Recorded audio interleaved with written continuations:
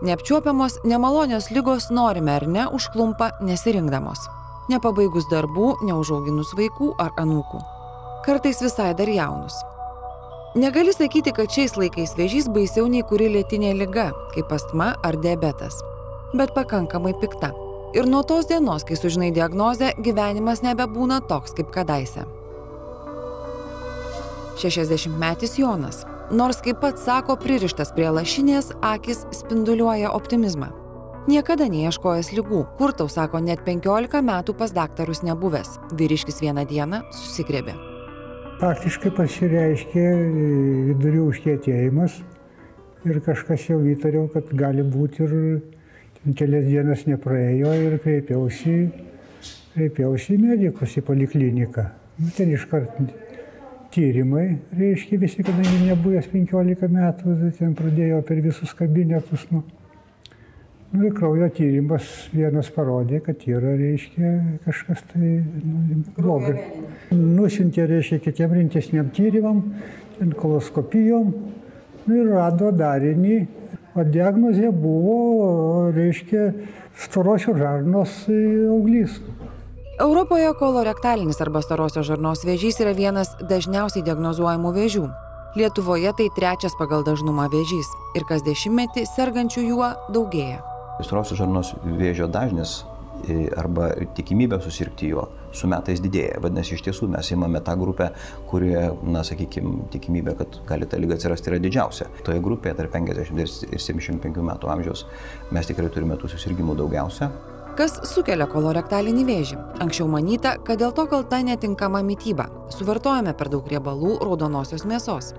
Šiuo metu pagrindinė susirgimų priežastimi laikoma genetika, DNR ir chromosomų pokyčiai. Kalbant apie storosios žarnos vėžį, kodėl jis vadinamas civilizacijos liga, gal tai nėra visiškai teisinga, bet sergančiųjų storosios žarnos vėžio skaičius tose visuomenėse, kurios yra labiau išvystytos Vakarų Europoje, Amerikoje, jų skaičius yra didesnis lyginant su mažiau išsivysčiusiomis trečio pasaulio šalimis. Manom, reiškia, raudonos mėsos didelis vartojimas, mažas judrumas, viršsvoris, visi kiti faktoriai tai įtakoja ir mes turime tokį rezultatą. Lietuvoje jau 3 metai vykdoma ankstyvosios diagnostikos programa. Jos dėka apie storosios žarnos vėžį mes girdime vis daugiau. Profesorius Samalavičius pabrėžia, kad tas žinojimas padeda daliai žmonių išvengti ne tik vėžio, bet ir su pažengusia liga susijusių pasekmių. Svarbus šios programos momentas, kad mes nustatėme labai daug priešvėžinių susirgimų, kuriuos mes gydėme, tai juos pašaliname. Ir teoriškai, ir pagal egzistuojančią storosios žarnos vėžio karcinogenezės teoriją, iš tų polipų, jeigu nieko nedarytum, turėtų atsirasti kažkada tai storosios žarnos vėžys. Iš vienos pusės mes daugiau apie jį kalbam, mes turime storosios žarnos vėžio ankstyvos diagnostikos programą, tačiau dėl įvairių priežasčių, o tos priežastys yra kai kurios labai objektyvos, pavyzdžiui, slapta ligos eiga atsiradus vėžiui, pacientas pajaučia gana vėlai simptomus ir jeigu jisai kreipiasi vedina simptomų, tai liga dažnai būna pažengusi. Liga klastinga. Dėl ankstyvųjų simptomų nebuvimo pradinės stadijos žarnyno vėžys diagnozuojamas gana retai. Mes diagnozuojam apie 50% storosios žarnos vėžio 3. ir 4. stadijoje, kuomet mes kartais dar galime padėti žmogui ir išgydyti. O kartais mūsų priemonės visos būna tik tai paliatyvios, tik tai pagerinančios žmogaus gyvenimo kokybę ir pratęsiančios jo gyvenimą, bet neišsprendžiančios šios problemos iš esmės. Jei žmonės būtų labiau šviečiami ar patys labiau domėtųsi savo kūno reiškiniais, sako medikai, liga gal nebūtų taip pražiūrima. Dar sunkaus atpažinimo ir savo paties neraštingumo. Būtų geriausia, kad žmogus galėtų tikrintis ir kokiam tai cheminėmis reakcijomis paėmę kraują galėtume nustatyti. Nėra tokių reakcijų. Tai lieka tik tai taip vadinami klinikiniai reiškiniai, tai yra ligonio skundai. Jie pasireiškia. Ir pasireiškia kuo? Pasirodo vienas iš pirmųjų, tai kraujo pasirodymas iš tiesiosios žarnos. Čia žmogus suklusta, bet dargi reikia išsisiubuoti jam, kad praeitų mėnuo, kitas pusę metų, metai, kad jis ateis. Onkologas Kęstutis Petrulis, daugelį metų dirbantis Onkologijos instituto konsultacinėje poliklinikoje ir matantis žmonės dar iki atgulant ant operacinio stalo, sako, jog lietuviai pernelyg ilgai delsia. O kodėl jis nesikreipia? O todėl, kad jo bendroji savijauta, fizinė savijauta jo nėra. Jisai nejaučia signalo skausmo, nėra, jisai nesikreips. jisai nejaučia nuovargio, jisai dirba, jie vengia baisiausia poliklinikos. Jie apie savo sveikatą tarėsi su jiems autoritetingais žmonėmis. Gali tai būti fermos vedėjas, gali būti tai brigadininkas, gali būti kaimynas, žinoma, autoritetingas kaimo žmogus, darbovietė, miesčionis kalbasi, tarėsi su kitais žmonėmis. Na ir dar viena priežastis, kuri jau Lietuvai labai aktuali ir svarbi, tai, kad vis dėlto pripažinkime, kad net jeigu ir pacientas kreipiasi į, sakykime, pirmoje eilėje savo šeimos gydytoją, bendrosios praktikos specialistą, tol, kol jam bus atlikti tyrimai reikalingi, neretai praeina tam tikras laikas. Tai eilės, tai prieinamumas tų tyrimų, reiškia pagaliau specialistų, aparatūros prieinamumas. Taip, kad ši vieta taip pat nėra ideali. Ar iš ties tai nežinojimas, o gal lietuviška kantrybė? Gal ir stigma, kad apie tam tikras organizmo vietas nedera kalbėti ir skųstis. Neretai kiekvienas mes galvojam, kad jeigu mes turim kažkokį nedidelį sveikatos sutrikimą, kad jis yra susijęs su kažkokiu tai nepiktų procesu, kuris greičiausiai praeis ir mes laukiam. Ir neretai mes atspėjam, bet kartais mes suklystam ir iš tas klaidas reikia mokėti. Taigi ne visi žmonės kreipiasi tada, kada jie galėtų kreiptis. Tai yra pajutę pirmosius simptomus. Stengiasi atidėti kreipimąsi pas gydytoją. Jeigu chirurgas pasižiūrėtų į tuos ligonius, tai čia pas mus guli skyriuose visi užleisti atvejai.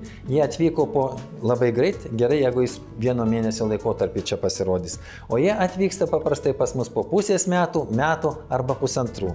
Ir vis dėlto, nepaisant žarnyno vėžio agresyvumo bei polinkio anksti ir slapta metastazuoti, šiuo metu taikomi gydymo metodai gali gerokai pailginti vidutinę gyvenimo trukmę bei pagerinti gyvenimo kokybę. Norėčiau pasakyti, kad tai yra bendra pasaulinė tendencija. Ne visada mes turime atsakymus į visus klausimus, kodėl, bet mes žinome faktą ir šiandien mes jau turime pakankamai daug galingų priemonių. Turime galingą chirurgiją, turim spindulinį gydymą ir turime tikrai vis reikšmingesnį vaidmenį vaidinančią chemoterapiją. Tiek Lietuvoje, tiek ir pasaulyje visų pirma yra atsiradę naujų vaistų. Prieš 10 metų kai kurių vaistų iš vis nebuvo. Tai mes jau turime žymiai daugiau priemonių. Tai vienas dalykas. Antras dalykas, reikia pripažinti, kad negalima būtų teigti, kad mes kiekvienam pacientui sergančiam vėžiu Lietuvoje turime visiškai viską. Žinoma, tai priklauso nuo aprūpinimo, kuris turim, nuo lėšų, kurios skiriama ir visa kita. Storosios žarnos vėžys gali būti gydomas chirurgija ir tuomet, kai liga jau būna išplitusi į limfinius mazgus, pats navikas būna pakankamai didelis, tuomet mes dar papildomai skiriame chemoterapiją. Chemoterapija, apaugusi mitais, dažnai nepelnytai jos pacientai vengia. Tačiau šiandien, 21 amžiuje, tai vienas rimčiausių medikų ginklų prieš vėžį. Norėčiau pabrėžti tai, kad nebijotų pacientai chemoterapijos. Chemoterapija šiais laikais leidžia pacientui prailginti jo gyvenimą ir pragyventi tą laiką kokybiškai, su šeima, beveik nejuntant to, kad jis serga onkologinė liga. Chemoterapija per pastaruosius metus yra labai pažengusi. Jei pažvelgtumėm 10 metų atgal, gydymo rezultatai, vaistai yra visiškai kitokie.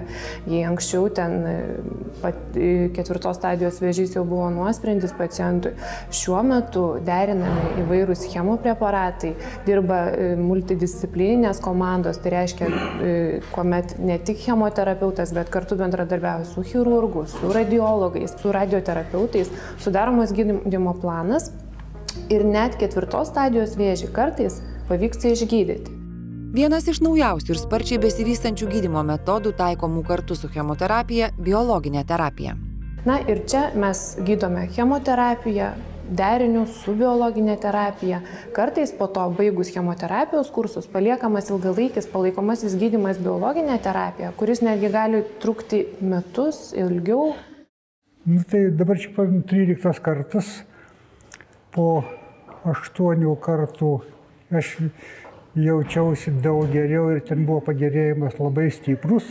Kalbant apie chemoterapijos ir biologinės terapijos skirtumus, iš tikrųjų biologinė terapija padarė perversą visoje onkologijoje ir apskritai medicinoje, nes tai yra tikslinis gydymas, tai yra vaisto veikimas nukreiptas būtent į navikinę ląstelę, į jos kažkokias savybės ar jos jai būdingus mechanizmus ir taip apsaugomos kitos sveikos organizmo ląstelės.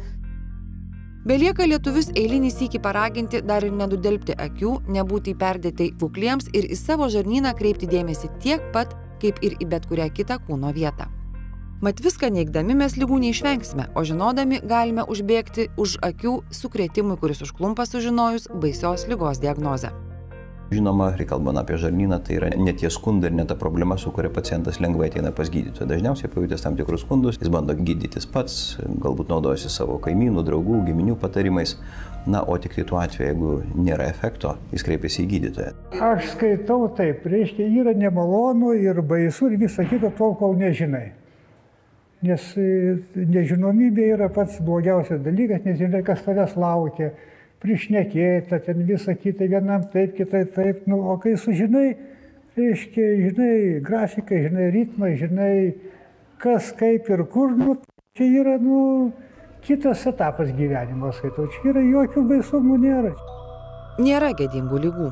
Medikai ragina ne tik vyresnius, bet ir jaunus žmonės nebijoti kalbėti apie bet kokius savo kūno sutrikimus su savo gydytoju. Žinoti apie šią 21-ojo amžiaus civilizacijos rykštę ir taip šviesti bei auklėti savo vaikus. Mūsų visuomenė yra būdinga nesirūpinti savo sveikata.